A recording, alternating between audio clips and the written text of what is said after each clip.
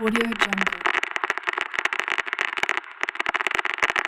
Let's start with the Tennessee Titans, who might be the most, I don't know, they might be the most confusing team in the NFL. I think so, especially after looking into them a little bit more. Yeah, I'm right there with you. They make no sense. So in 2023, they struggled. They went 6-11, 5-4 at home, 1-7 away. I don't really know what happened to them for their away record, but at home they were like decent. So I don't know they were just a weird team all year last year. They beat some really good teams. They lost to some really bad teams, and sometimes it felt like every single game was close. But I don't. That's seems like that's a Vrabel football team though. Yeah, anytime Mike Vrabel's your head coach, you're gonna absolutely battle, even if you suck. And that's certainly what helped out this Titans team throughout the season. There were some games that they weren't in, but there were more games that they certainly were in because of just how hard nosed they were. So I don't know realistically how good this team was. I mean, we saw Ryan Tannehill for the first 7 weeks, and then we saw Will Levis for weeks 8 to 15, and then Will Levis got hurt against Houston, and Ryan Tannehill had to come back in for week 16 to 18. So, We like, also saw some Malik Willis. yeah, it was the quarterback carousel in Tennessee. Yeah, and I think that really plays into like what you just said and how their season played out last year. I mean, having to cycle one, that list of quarterbacks isn't that great to begin with. Tannehill, Will No. Levis, Malik Willis. So even just saying that, like, I don't know. I guess that's why you can see why they only won 6 games, even though they had somebody like D Hop, who's probably past his prime, and then somebody like Derrick Henry, who I think is still very impactful, but probably past its prime as well. Yeah, I agree. But they did do some really good stuff in free agency and in the draft. So, I mean, I like who they added a lot on this team, but it's just still leaves so many questions. Yeah, I think it's so confusing. Well, first they hire Brian Callahan. They fire Mike Vrabel, which we both thought was, I don't know. I just Bad. didn't really agree with it. I feel like you have to keep Vrabel. He's done a lot of great stuff in Tennessee. He had one season where they won 6 games and then they kind of move on from him. Well, they didn't kind of move on from him. They did move on from him. And it's not like he had some star-studded team that he was doing this all with. He was coaching Ryan Tannehill for the last 4 years, and they've been first in the division. They had a first round bye one year. I mean, he's a really high level coach. They hire Brian Callahan, who's the old Bengals offensive coordinator, who has taken them to the Super Bowl, who's has coached in a lot of big games, obviously, with that Bengals offense, who everyone seems to love. So, I mean, that's if you want to look at the positives, like that's great. But before he got hired by the Titans, I was never really thinking of Brian Callahan. No, me neither. He was a name that honestly surprised me.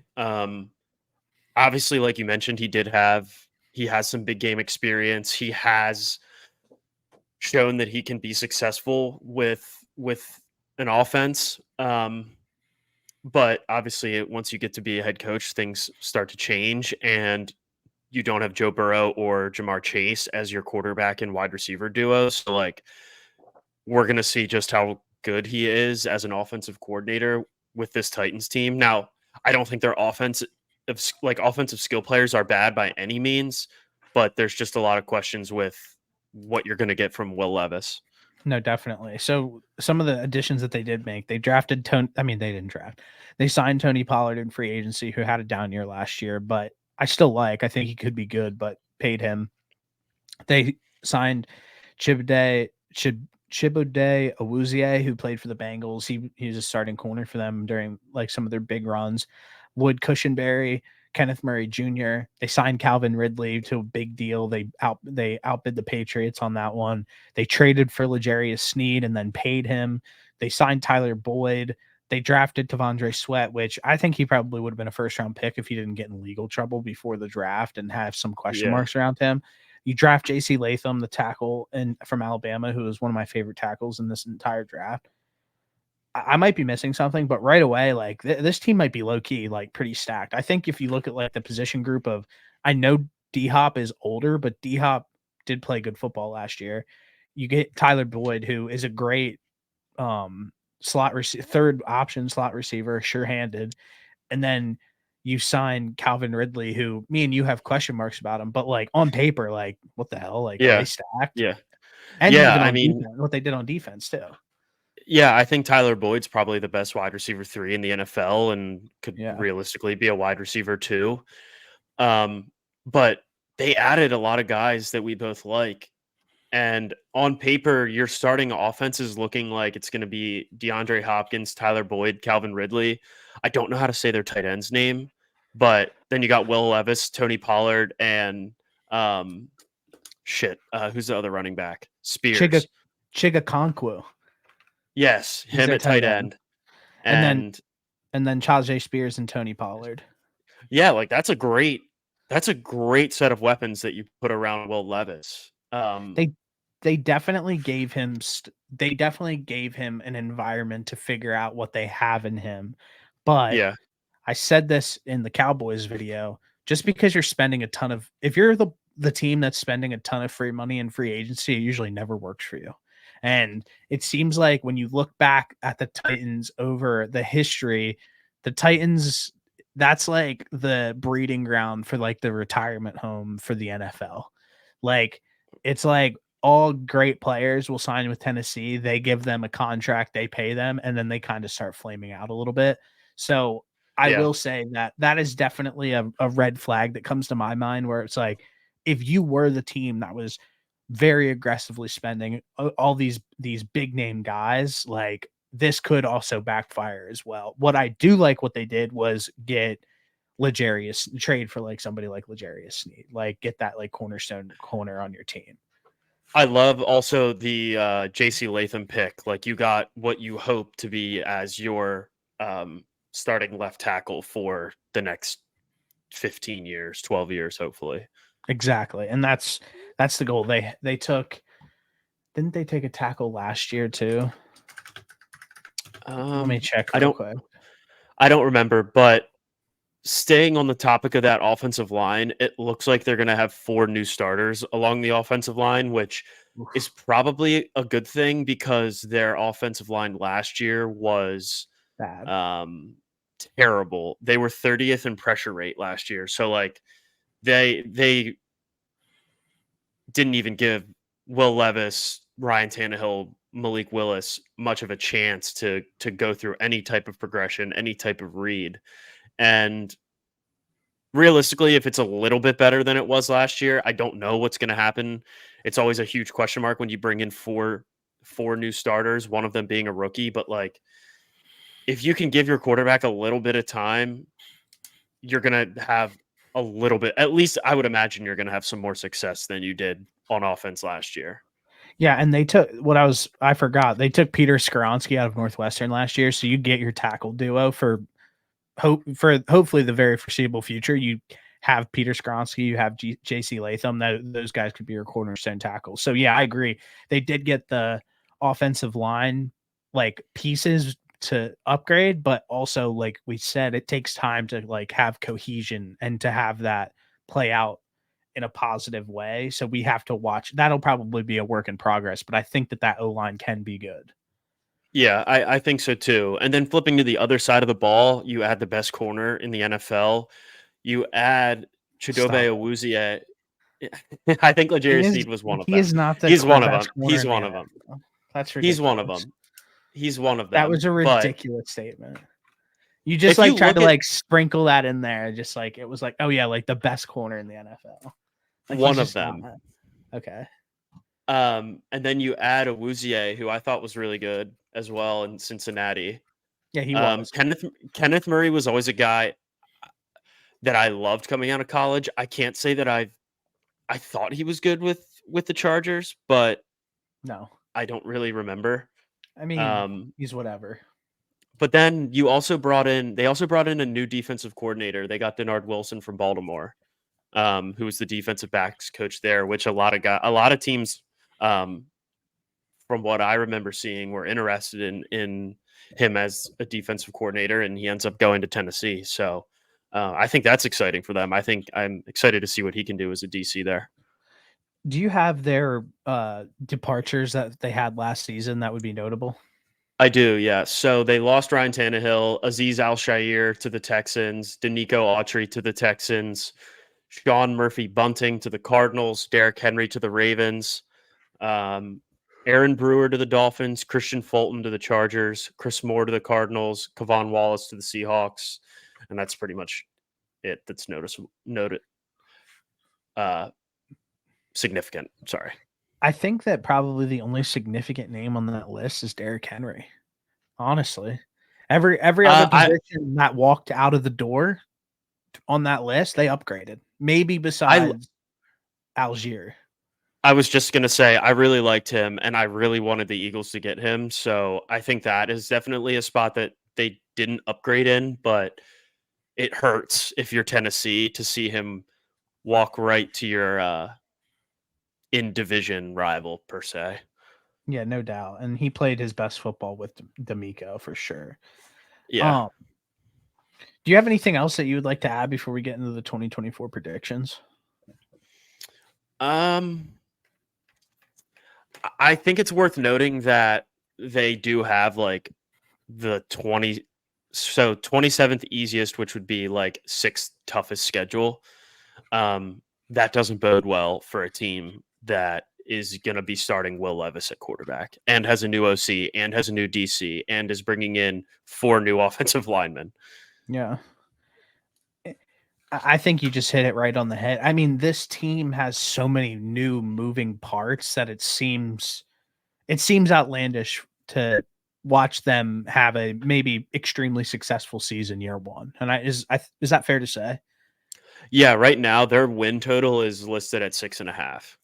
So 6.5. So what would you think? Because what I'm thinking a successful season would be is to have positive improvement by Will Levis. And I think that's like the only thing that matters at this point. Like, can Will Levis be decent? And if he's decent, like, we can move forward then. But I just think this year for them, I think it's kind of a throwaway year, even though they've done so much in free agency and all this stuff. I just don't see how they're like in win now mode. I mean, yes and no, because I feel like all the guys that they brought in are like right around like the prime / maybe Past later part prime. later part of the prime, and then they're just kind of stuck with a rookie quarterback, second year quarterback that only played 8 games last year. So like the moves they made would make you believe that they are like looking to win now, but I don't know. I don't think it's fair to put every single team that goes out there and makes like these types of moves as win now. But I think a successful season, I don't even think they have to go over their win total for it to be successful. I think if I'm a Titans fan, I want to see Will figure out what you have with Will Levis. I want to see the offensive line start to develop as a collective unit because, like I said, bringing in 4 guys is really tough to do. 4 new starters, sorry. And then just kind of like figure out their identity because when Vrabel left, their identity was we're going to play hard-nosed football and we're going to try and run it down your throat and we're going to punch you in the face. That kind of leaves when Vrabel walks out the door when they fired him. So like, who are the Tennessee Titans coming into this season? That's a question for me. If I'm a fan, I'm like, what are we now that Vrabel's gone? So I think figuring out an identity, figuring out things along those lines, building a culture, and just kind of like I said, developing Will Levis would probably be. It's got to be the step in the right direction. Yeah, it has to be the most important part, and I think that's how we'll define Brian Callahan as a head coach. Like, I think that we need to see Will Levis. Not like, I mean, he's obviously worked a ton with Joe Burrow and had the Cincinnati offense looking really great. Like, we need to see some sort of like fingerprints on that on this Tennessee offense. Like, I want to see it be better. As for like pieces, like I really like Jeffrey Simmons. I really like L'Jarius Sneed. Like, I like their players on their team. I just don't really know what to expect from them. I think if you had Mike Vrabel with this roster, think we're having a completely different conversation. I really do. But I think if they had Mike Vrabel, I would honestly feel comfortable saying that they would win 9 games. I think that it would be a real argument that they could win the division. I just think right now, with all of these question marks, all these moving pieces, you don't really know what you have with like your OC, DC, H head coach. Like you need to see all of it kind of play out. I think that on paper, they're definitely the worst team in the division. Like if you were to ask like the casual football fan, like what do you think this team will be? I think that they could probably finish like second or third in this division. And like we talked about with the Jaguars video, this division seems very much up for grabs, and all these teams feel pretty close. Yeah. Yeah, they do. We mentioned that, as you said earlier. The more that I looked into this team, the more I kind of thought, I don't think I really don't think they would win this division unless like Will Levis goes out there and plays like Out absolutely of his mind. bonkers. Yeah. And I mean, we haven't even seen that from Will Levis in college. Now, I know that there was different circumstances back then. He didn't play at Penn State, and then he played 1 year at Kentucky, and Two. 2 years at Kentucky. He had guys banged up left and right over there, but I mean, he battled through all of that, and he's here now. And there were games where we saw flashes of good things from him, but I mean, there's just too many. Like, I don't know what to think about Will Levis as a starting quarterback in the NFL yet. There's not enough data, I don't think, especially because last year and all that, like they have so much turnover. They have so many new guys on both sides of the football that it's hard to give a solid prediction as to how he will develop or if he will develop, because he's got 2 new wide receivers. Oh wait, 1 or 2. Boyd and Calvin Ridley. He's got 2 new wide receivers. He's got a brand new running back, 4 new offensive linemen. Like he also got leaked this offseason. He also got leaked. Thank you for throwing that in there. Sorry. No, I'm right with you. I think there is enough on Will Levis to kind of have the idea like he wasn't good. He wasn't really good in college. I didn't really see anything out of him last season as well, other than he threw 2 deep shots to D-Hop one week and everybody thought that he was the second coming of Christ. I think Will Levis is okay. I think probably at best, if they can figure out a way to make him a game manager and have him be the athlete that he is, use his legs, be physical, I could see him being successful. But I'm not expecting anything really crazy from him from like a throwing perspective, like a big like yards or throwing season from him ever. Yeah, at least not right now. Like he certainly has the arm strength for that, but we haven't seen him do that in any setting yet.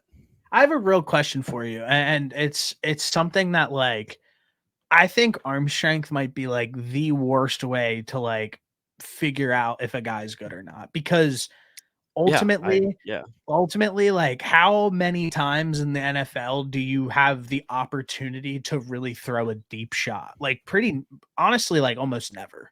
Like there's probably like once or twice a game where you may have an opportunity to rip a deep shot. Other than that, like you usually don't have enough time due to the pressure. So I think his ability to have like that like arm strength, like I just think it's like kind of like overrated.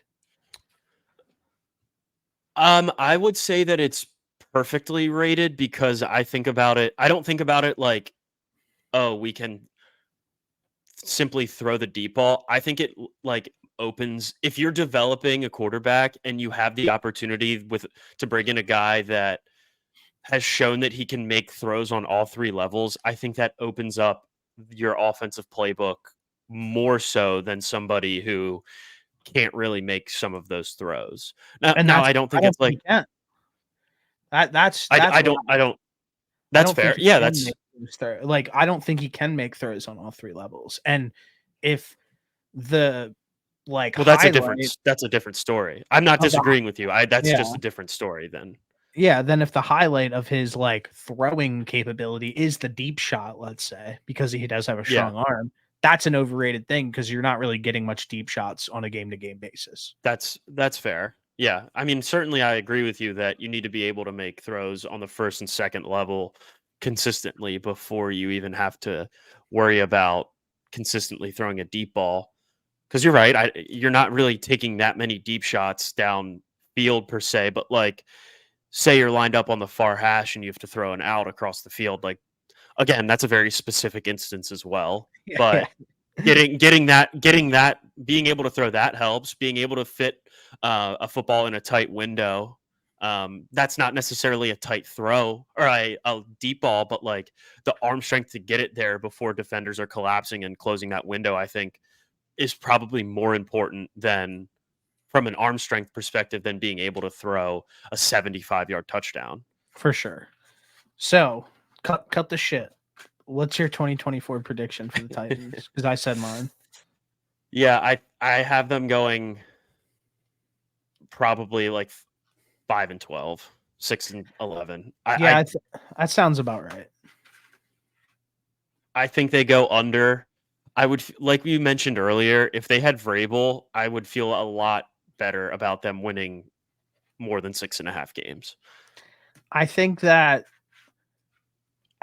and we didn't talk about the Colts yet. I think that it's going to be I think the Colts are going to float between the 4 to 6 win mark, like 4 or like 5 to 6 to 7 wins. Those teams are going to have. I think both of those guys have like massive question marks at QB, and those other teams at the top of the division, the Titans.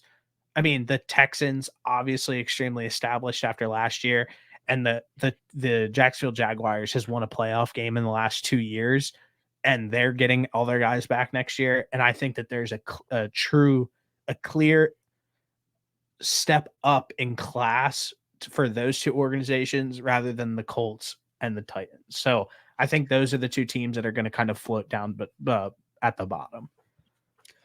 Yeah, I think that's probably fair. But again, they're like these guys in the Colts. This whole division is like feels like such a wild card to me because realistically, I don't think the Titans can win the division. But what happens when you get to like week 14 and they're 6 and 10. 6 and 10 at week 14. Sorry, 6 and 6. 6 and 6 at week 14. Or they somehow they beat the Bears week 1. They beat Indianapolis. They beat the Patriots. They sneak one out against the Chargers, and they beat Minnesota, so they'd be 5 and 7. And then you've got Houston. They lose. They beat Washington. You're at 6 and 8. You got the Jags, Bengals, Colts, Jags, Houston again, and they were in that game last year against Houston. The first time, I think they lost in overtime. So I don't know. I think these last 5 games of their season are going to be extremely, extremely important for them if they're like floating right around, like right under 500. Because like, what happens if the Jags have? Do I think this is going to happen? No, I don't think the Jags are going to have some type of epic collapse again. But like, it happened once. Yeah, it did. I mean, anything's possible, obviously, at the end of the day. But I'm with you. I think the Titans are a second-class citizen in this division as of right now. Until they need a season to get all of these amazing, expensive pieces to gel together, and then we can see what they're going to be in the future. This is an evaluation period and an evaluation year. I'm not expecting anything big year one. Their bye week is also week 5, which is so early, so that also does not help them out with already having that tough of a schedule. Oh, no doubt about that. Well, do you have anything else that you need to add about the Titans, or are you good? Nope. I think I'm good on the Tennessee Titans. All right. Well, we'll figure out if Titans fans are passionate or not because they'll be bitching in the comments. So let us know. Audio Jungle.